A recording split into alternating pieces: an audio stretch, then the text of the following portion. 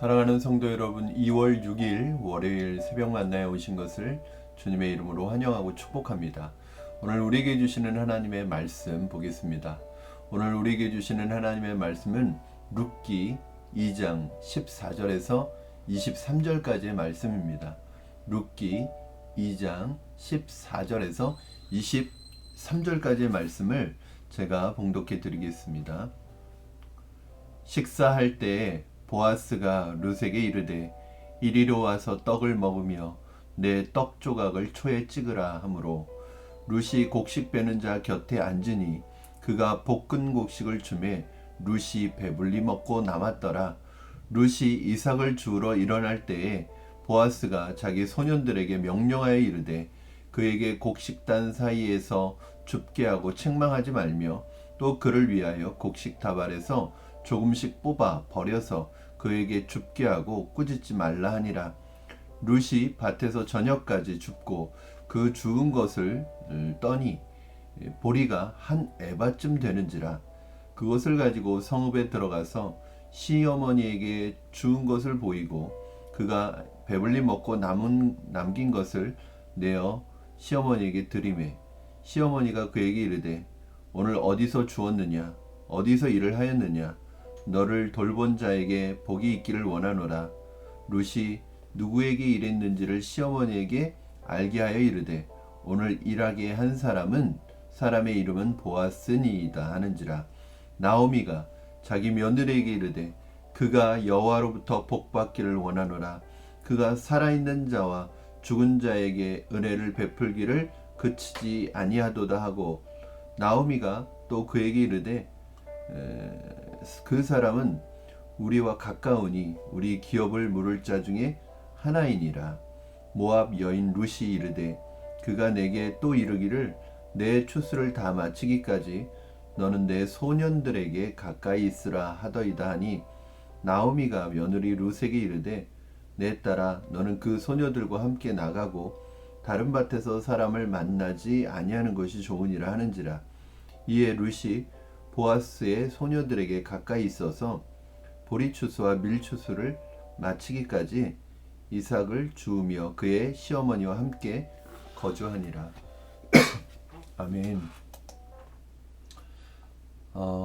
여러분, 절망에 빠져 있는 사람에게는 좀처럼 희망을 찾기 어렵습니다. 절망을 우리가 흔히 늪이라는 것에 비유를 할 때가 있는데요. 절망에 빠져 있는 사람은 스스로의 힘으로 그 절망에서 빠져나온다는 것은 정말 여간 힘든 일이 아닙니다. 이처럼 절망에 빠져 있는 사람이 인간적인 힘으로 그 절망에서 빠져나오기 쉽지 않지만 하나님께서 일하시면 그 어떤 절망도 이겨낼 수 있고 그 절망에서 일어날 수 있고 빠져나올 수 있습니다. 오늘 본문에 나오는 나오미는 어떤 희망도 기대할 수 없는 상황에 놓여 있는 여인이었습니다.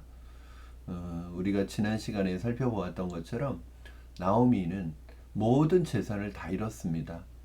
베들레헴을 떠날 때 모든 재산을 다 청산했고 그 재산을 가지고 모압으로 갔지만 모압에서 그 모든 재산도 다 잃어버리게 되었습니다. 재산을 잃은 것은 그래도 많은 것을 잃은 것이지만 모든 것을 잃은 것은 아니었습니다. 그러나 나오미에게 더 큰 데미지는 바로 남편과 두 아들을 잃었던 것입니다. 모든 집안의 남자가 다 죽었습니다. 그리고 이제 남은 것은 나오미와 룻 두 여인만 남게 되었습니다. 이것은 아무것도 할 수 없는 상황입니다. 이 두 여인이 이러한 상황 속에서 무슨 희망을 가질 수 있을까요? 어떤 희망을 가질 수 있을까요? 나오미의 입장에서 생각해 본다면 나오미는 살아갈 희망이 있을까요? 살아갈 희망조차도 잃었을 것입니다. 그러나 나오미는 이러한 절망적인 상황 속에서 그래도 하나님께 마지막 한 가닥의 희망을 두고 다시 베들레헴 땅으로 돌아온 것입니다. 고향으로 돌아온 것입니다. 어둡던 나오미의 삶에 절망 가운데 휩싸여 있던 나오미의 삶에 오늘 본문은 한 줄기 희망의 빛이 비치는 것을 보여주고 있습니다. 우리 17절 말씀, 18절 말씀, 우리 두 절 말씀 살펴보겠습니다. 17절입니다. 룻이 밭에서 저녁까지 줍고 그 주운 것을 떠니 보리가 한 에바쯤 되는지라 그것을 가지고 성읍에 들어가서 시어머니에게 주운 것을 보이고 그가 배불리 먹고 남긴 것을 내어 시어머니에게 드리매. 여러분, 아침에 이삭을 주우러 나갔던 룻이 이제 돌아왔는데 곡식을, 그 룻이 가지고 온 곡식을 보니까 어마어마한 양을 가지고 왔어요. 오늘 17절의 말씀에서는 한 에바쯤 된다고 얘기하고 있습니다. 한 에바가 어느 정도의 양이냐? 그 당시에 오늘날 우리가 좀 이해할 수 있는 방식으로 그 양을 계산하면은 22리터 정도 된다고 얘기할 수 있습니다. 22리터. 그러면 그 당시에 한 사람이 하루 먹는 곡식을 1리터로 생각한다고 했답니다. 그래서 한 사람이 하루 먹는 곡식의 양을 1리터라고 보았을 때 이 두 여인이 22리터라고 한다면 이 두 여인이 한 10여일 가까이 먹을 수 있는 곡식을 하루 동안 주워 가지고 온 거예요. 그러니까 어마어마한 양이었다는 거죠. 이것을 본 나오미는 아마 룻이 가지고 온 곡식을 보면서 깜짝 놀랐을 거예요. 도저히 룻이라는 이 한 여인이 하루에 얻을 수 있는 양이 아닙니다. 어마어마한 양이었어요. 그때 나오미는 무엇을 느꼈을까요? 사실은 룻을 아침에 내보낼 때만 해도 이 아이가 어디 가서 곡식을 줍느라고 고생하지는 않을까, 또 혹시라도 나쁜 사람들에게 괴롭힘을 당하지 않을까 걱정하는 마음으로 오늘 하루에 끼니를 해결할 수 있다면 다행이다라고 생각하고 내보냈을 것입니다. 그런데 룻이 주워서 거두어 온 곡식의 양은 두 여인이 한 10일 정도를 먹고도 남을 수 있는 그런 엄청난 양을 가지고 온 거예요. 이 사실을 볼 때 나오미는 그런 생각을 했던 것 같아요. 이것은 도저히 우리의 힘이 아니다. 룻의 힘이 아니다. 이것은 하나님이 주신 것이다. 하나님이 일하셨구나. 하나님이 하셨구나. 그런 마음의 감동을 받은 것 같습니다. 우리도 그럴 때가 있잖아요. 우리의 인간적인 힘으로는 도저히 되지 않는 것인데, 도저히 일어날 수 없는 일인데, 그것이 이루어졌을 때, 우리의 힘으로는 불가능한 일이 이루어졌을 때 우리는 뭐라고 얘기합니까? 하나님이 하셨다고 합니다. 왜요? 이것은 하나님이 아니면 도저히 우리의 힘으로는 일어날 수 없는 일이기 때문입니다. 바로 이 절망 속에 있던 나오미가 이것을 통해서 희망의 빛을 보기 시작한 것입니다. 그러자 나오미에게 변화가 일어나기 시작했습니다. 어떤 변화가 일어났을까요? 먼저 나오미는 룻에게 누구의 밭에서 일했는지를 묻습니다. 그랬더니 룻이 자신이 일했던 밭은 보아스라는 사람의 밭이었다고 이야기를 합니다. 이 말을 듣고 나서 나오미가 어떤 말을 하는지 여러분 보십시오. 20절입니다. 20절 말씀 같이 읽겠습니다.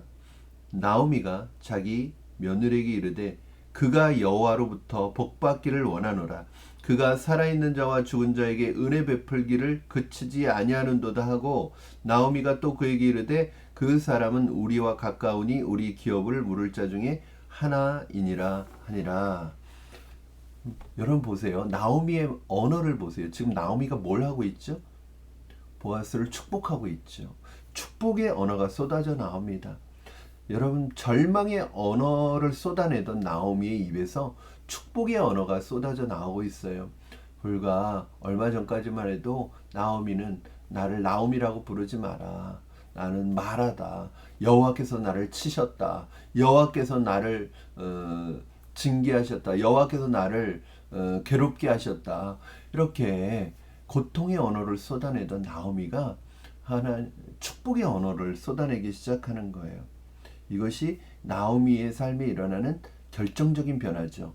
여러분, 나오미가 절망에서 희망의 빛을 보고 절망의 언어에서 희망의 언어로 축복의 언어로 바뀌기 시작했는데 그 이유가 무엇일까요?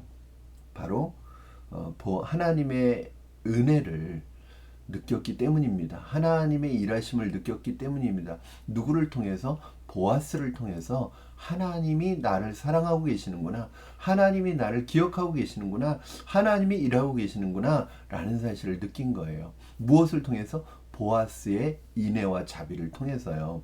자, 보아스는 나오미와 룻에게 어떤 은혜를 베풀었습니까? 어떤 자비를 베풀었습니까? 오늘 본문 서두에 보면 14절에서 16절 보면요, 특별히 보아스가 룻에게 베푼 은혜입니다.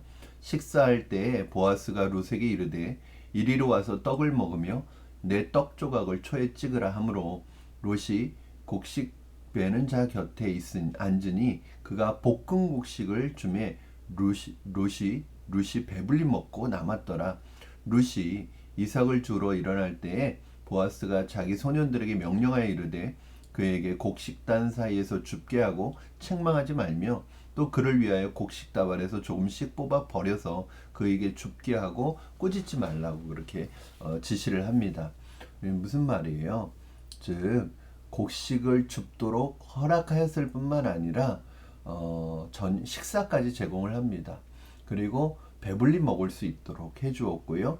그리고 일부러 곡식을 베는 자에게 곡식단에서 뽑아서 곡식을 일부러 떨어뜨리라는 거예요. 일부러 떨어뜨려서 룻이 그 곡식을 주울 수 있도록 그렇게 배려를 합니다. 그리고 룻의 말에 의하면 보아스가 어떠한 배려까지 했어요? 추수가 끝날 때까지 다른 곳에 가지 말고 자신의 밭에 와서 곡식을 주울 수 있도록 배려했다는 거예요. 자, 21절 말씀 보겠습니다. 모압 여인 룻이 이르되 그가 내게 또 이르기를 내 추수를 다 마치기까지 너는 내 소년들에게 가까이 있으라 하더이다 하니, 그럼 보통 보리추수에서 밀추수까지 이 추수의 기간이 다 끝나는 기간을 한 7주 정도로 잡을 수가 있습니다. 여러분 생각해 보세요. 이 7주 동안에 거의 7, 7에 49니까요. 거의 50일에 해당하는 이 기간 동안 매일 나와서 이 곡식을 주울 수 있는 것을 보장받은 거예요. 하루에 22리터. 물론 매일 그렇게 주울 수는 없을 수는 있어도요. 만약에 이렇게 많은 곡식을 매일 해서 50일 동안을 줍는다고 생각해 보세요. 그러면 이 두 여인이 앞으로 한 1년간 먹을 수 있는 곡식을 주워 올 수 있는 그러한 은혜를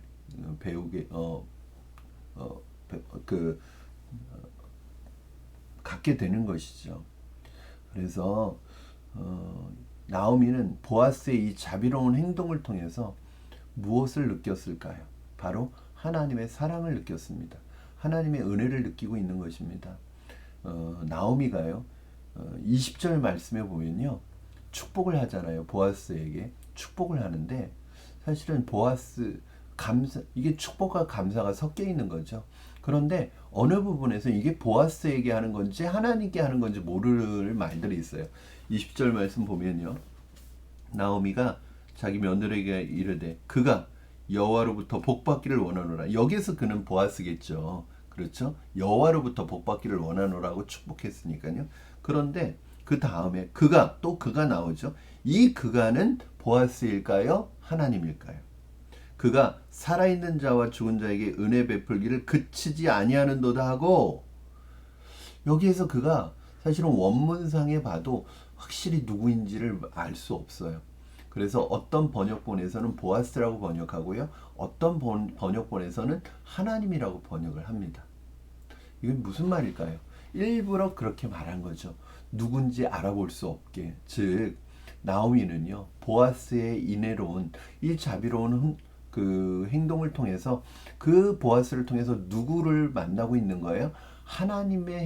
하나님이 베푸시는 은혜를 만나고 있는 거예요. 즉 보아스가 나오미와 룻에게 베푼 행동은 누가 베푼 거예요? 하나님이 베풀어 주신 것이고 그 하나님께 감사하고 있는 것이죠.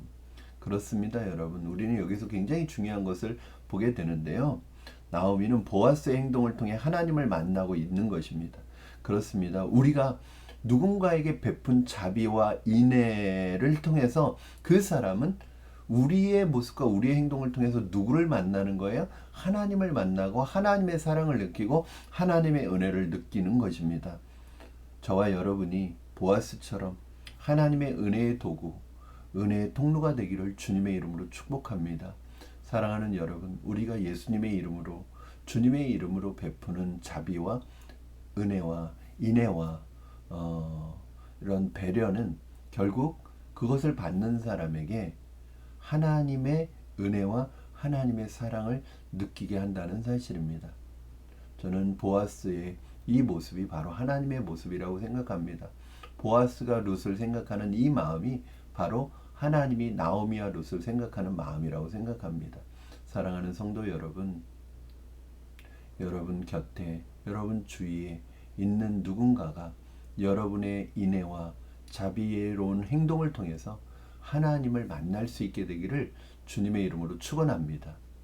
그리고 여러분 어떠한 절망 속에서도 하나님은 저와 여러분을 위해서 일하고 있다는 사실을 기억하시고 절망의 늪에 빠져 있지 마시고 절망 속에 비추시는 하나님의 한 줄기 빛을 말씀 속에서 찾으시고 발견하시는 여러분이 되었으면 좋겠습니다. 기도하겠습니다. 살아계신 하나님 아버지 감사합니다.